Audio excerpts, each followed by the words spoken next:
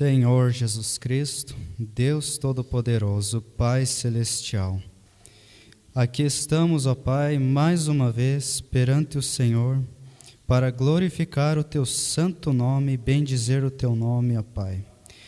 Não viemos aqui, Senhor, somente para passear ou para ver um irmão, Senhor.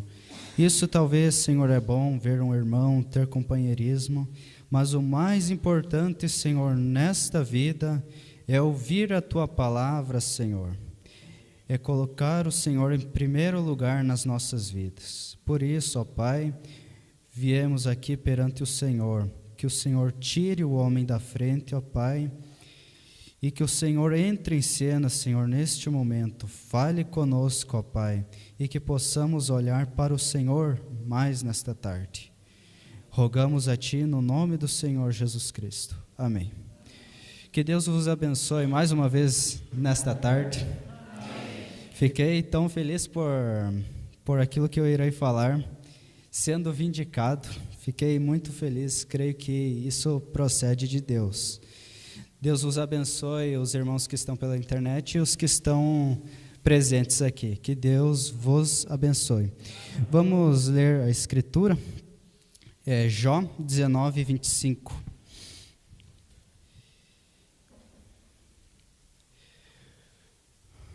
Porque eu sei que o meu Redentor vive, e que por fim se levantará sobre a terra, e depois de consumida a minha pele, contudo ainda em minha carne, verei a Deus.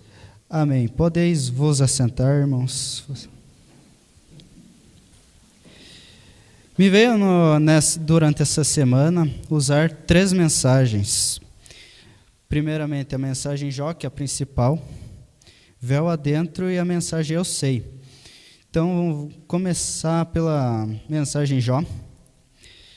No parágrafo 8 até o 10. Aqui, há algum tempo, em Louisiana, o irmão Moore, o qual está aqui na plataforma, e eu, estávamos indo bem distante para uma pequena cidade, para uma pequena igreja, para uma reunião, e sua amada filha, esposa e todos eles estavam juntos. E eu estava com minha mala que algumas pessoas me deram há muitos anos lá na Califórnia. E eu tinha acabado de comprar um terno novo, e eu tinha na mala e usava um velho. E ele a tinha deixado em cima do carro, dirigindo em alta velocidade por Louisiana. De repente, quando chegamos lá, percebemos que a mala não estava lá em cima do carro. Ela havia sumido. Que desespero não houve nessa hora, né? O irmão Branham nessa hora estava confiado em Deus, e podemos ver que ele estava véu adentro, ele estava confiado em Deus. Não estava em cima do carro, ela havia sumido. Eu nem mesmo tinha um lenço de bolso.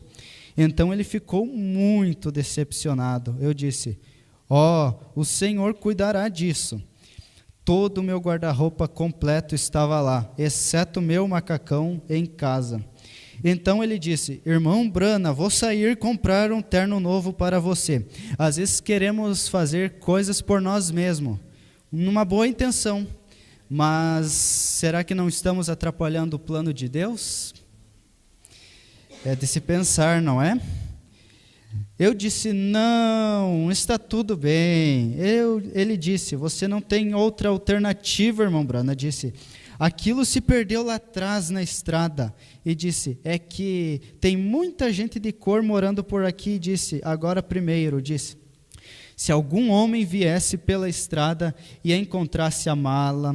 Eu disse: minha Bíblia está lá com meu nome nela.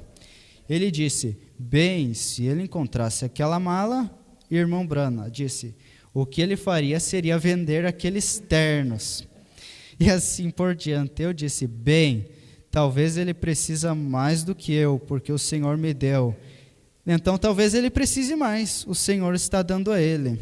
Que humildade do nosso profeta, sempre vivendo para os outros, que possamos ter isso nas nossas vidas. 2 dias se passaram, no parágrafo 9, pulando, e o irmão, 2 dias se passaram, e o irmão Brown ali atrás disse: eu também quero colaborar, eu quero te dar alguns ternos novos. Eu disse: não, o Senhor trará de volta de alguma forma.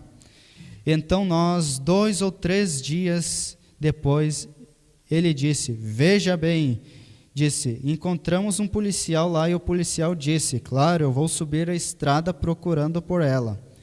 A mãe dele tinha sido curada nas minhas reuniões. Ele disse, com certeza, um dos policiais estaduais, e nós lhe dissemos que perdemos a mala lá no pântano, em algum lugar, talvez uns 320 quilômetros, 380, subindo e descendo a estrada.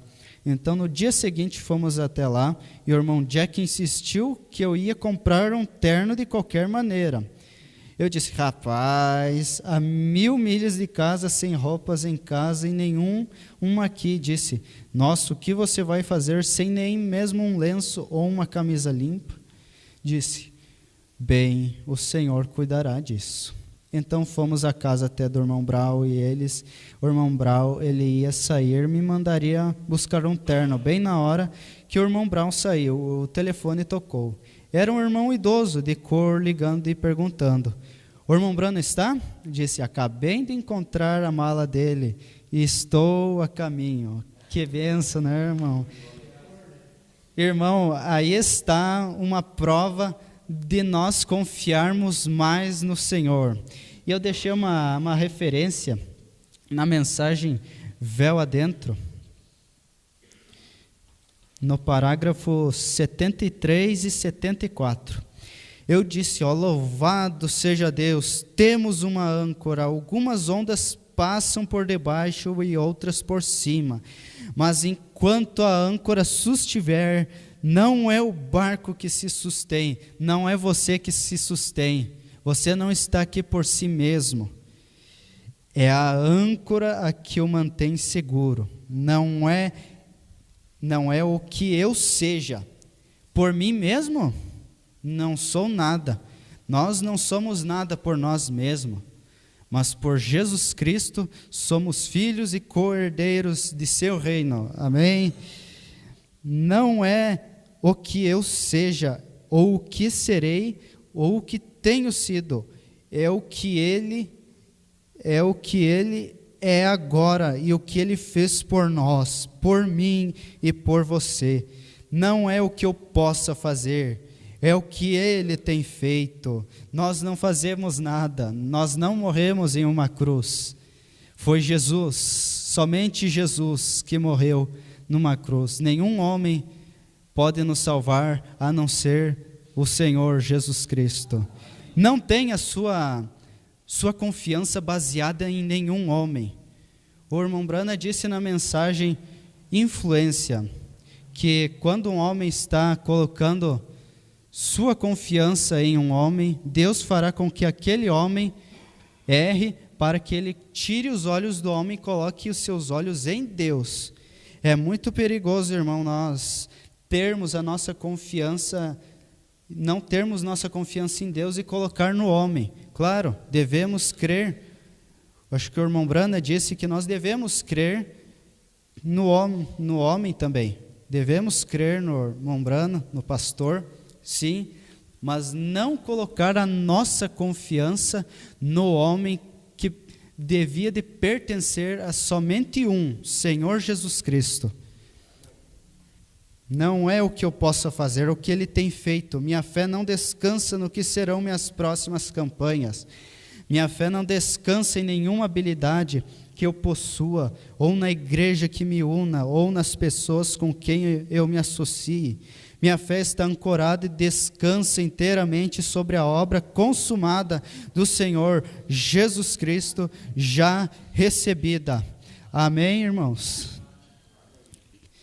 E eu quero passar aqui para o treinamento de filho, como o nosso pastor tem falado ali. Ouçam vocês, novos convertidos, agora agradecemos a Deus por muitos todas as noites. E vejam, a primeira coisa que vem é uma provação. Assim que vocês vêm a Cristo, algo vai acontecer. Todo filho que vem a Deus deve primeiro ser provado, açoitado, um pouco açoitado, mas se coisas acontecem para realmente testá-los. Irmãos, se você é um filho de Deus, você vai receber provas durante essa vida. Não pensa que vai ser uma coisa boa, não. A vida não é fácil.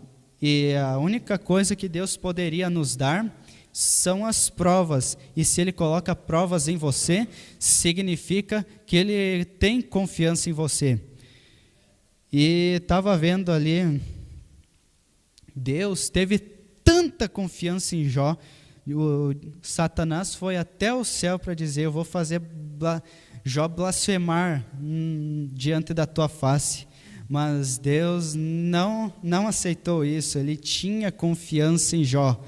Por mais que Jó, vamos supor, irmãos, lembrar, Jó estava numa condição tão terrível, naquele monte de cinzas, cheio de chagas, mas ele teve a sua confiança em Deus. Ele estava véu adentro, ele estava naquele lugar santíssimo, ele estava com a sua fé ancorada, até que um dia ele bradou: eu sei que o meu Redentor vive. E cada um de nós está num monte de cinzas hoje. Mas, irmãos, Deus está testando a sua fé. Deus está testando a sua fé hoje. Talvez você possa sair desse monte de cinzas hoje. Não olhe para as suas condições. Olhe para Jesus Cristo, para o que Ele fez lá naquela cruz. Quero pegar aqui a mensagem Eu Sei, e ver na mensagem que o profeta também fala sobre Jó. E se Jó, através de uma visão, pôde se colocar tão firmemente sobre uma promessa, quanto mais deveríamos nós nos firmar depois de Cristo ter ressuscitado dos mortos e se tornado as primícias daqueles que dormem, e ter enviado de volta o Espírito Santo como um selo da promessa sobre nós, para que nós também pudéssemos viver. Porque eu vivo, vós também vivereis.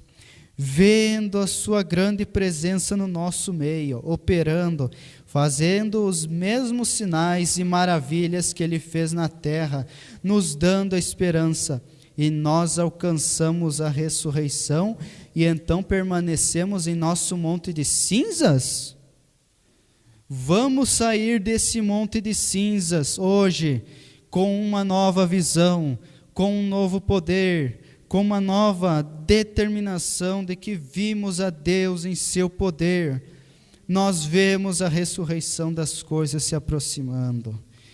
Irmãos, cada um de nós devemos ter uma experiência com o Calvário.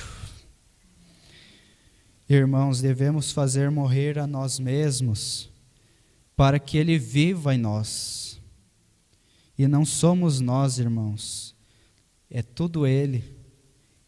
E vocês que estão vendo aqui, que está falando, não sou eu, não é o Kelvin aqui, o irmão Kelvin, é Ele. Olhe para Ele agora mesmo, não olhe para o homem.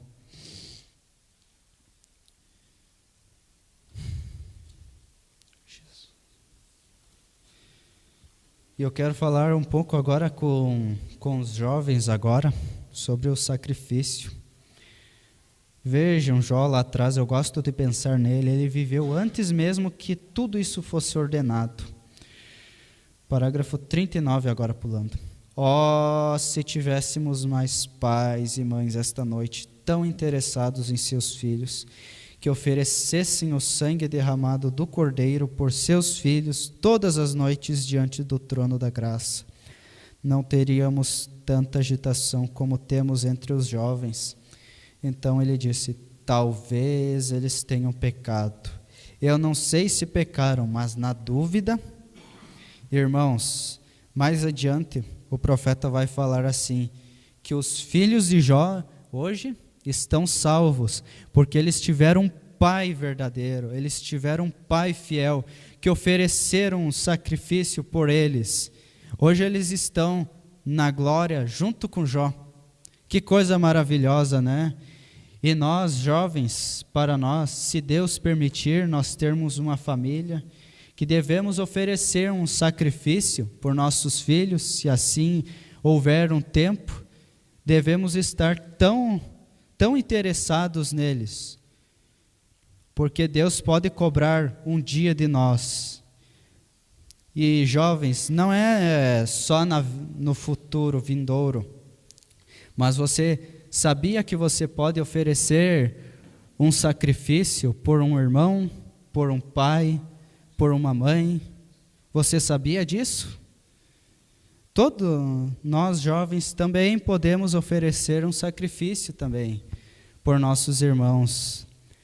Estar ajoelhados lá, talvez lá no quarto sozinho, dizendo: Senhor, cuide do meu irmão, cuide dele, tem misericórdia dele, estou orando por ele, cuide dele. Cada um de nós devemos fazer isso por nossos irmãos, por nossos pais, mães. Isso é bom, isso agrada ao Senhor. É uma oração de intercessão, uma oração sacerdotal uns pelos outros. Mães, vocês sabem, é uma vergonha hoje, e pais, como somos desinteressados pelas crianças e pelos pequenos. Vocês deixam seus filhos saírem e fazerem o que bem entende, agitando a noite toda e tudo mais, e entram aqui e parecem estar tão despreocupados com isso. Deixe suas meninas saírem com meninos que fumam e bebem, e vão à casa de apostas e dançam a noite toda, e entram aqui, então vocês dizem que são cristãos e permitem coisas assim? Isso não está certo, deveríamos levá-los ao Senhor. Espere ela entrar, coloque seus braços em volta dela e diga: agora, querida, vem aqui, vamos nos ajoelhar e orar. Mamãe não sabe exatamente onde você esteve. Creio que você foi uma boa menina esta noite, mas talvez não tenha sido. Vamos oferecer um sacrifício de louvor a Deus e dar-lhe graças. Cada um de nós devemos fazer isso. Oferecer uma oração de intercessão uns pelos outros. Jesus.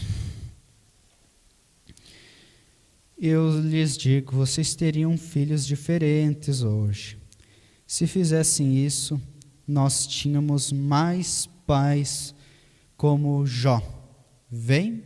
O problema é que as mães hoje vão com suas filhas a esses lugares, e algumas delas também pertencem a igrejas.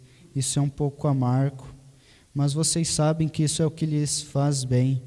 Quando a coisa fica um pouco forte e amarga, vocês sabem, é bom para vocês. Irmãos, nós temos recebido a verdade, nós temos recebido uma mensagem tão vindicada por Deus. Por isso, vamos colocar em prática, vamos receber esse treinamento de filho de Deus, oferecer um sacrifício, orando uns pelos outros. E jovens, às vezes estou lá em casa, não querendo me gloriar a mim mesmo, porque eu não sou nada, mas passando uma experiência para vocês, que às vezes estou lá no meu quarto, chego do serviço, vou orar e oro por cada um, às vezes por meu pai, minha mãe, meu irmão. Às vezes eu esqueço, mas Deus tenha misericórdia de mim. Mas sei que quando eu oro, às vezes estou intercedendo por eles, por cada irmão aqui, pelo nosso pastor, por cada irmão que está aqui. Isso é maravilhoso, irmãos.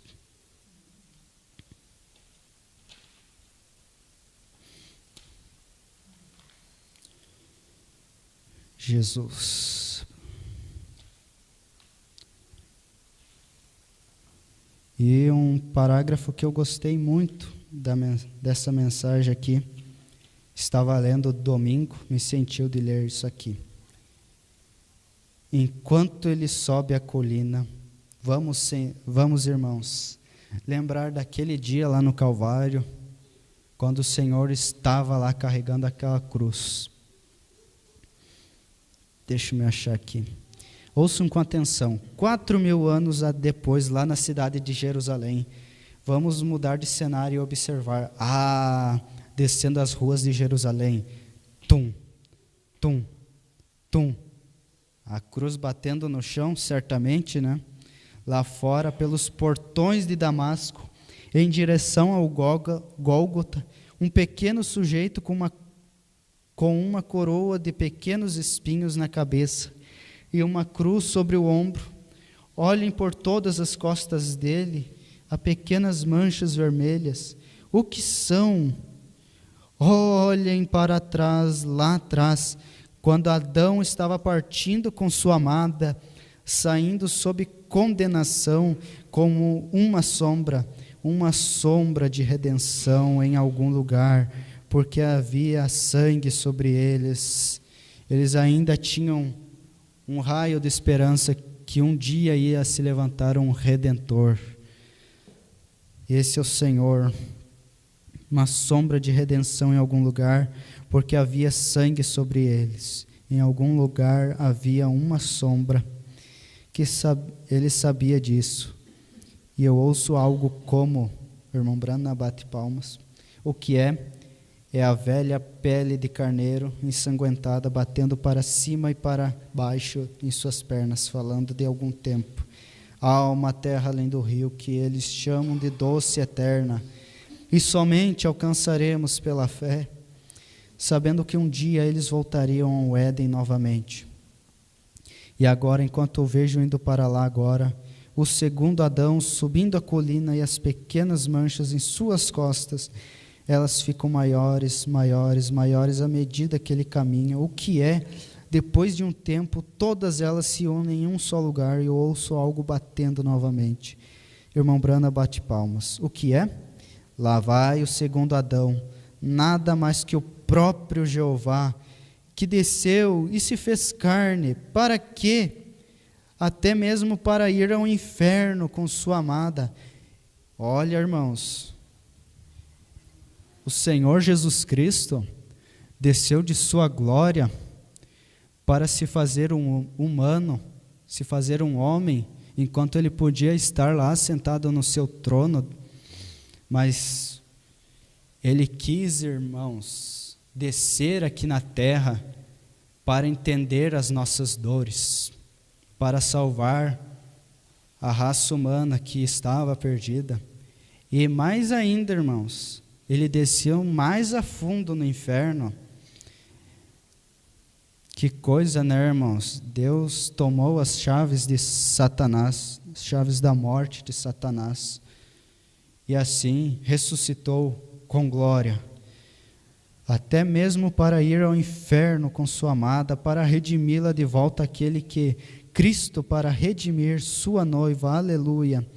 Ele viu isso em Adão ali, e ele desceu, se fez carne, parente conosco, para que pudesse casar a raça humana consigo mesmo. Lá está ele, indo para o Calvário. Agora aqui, irmãos, parágrafo 68.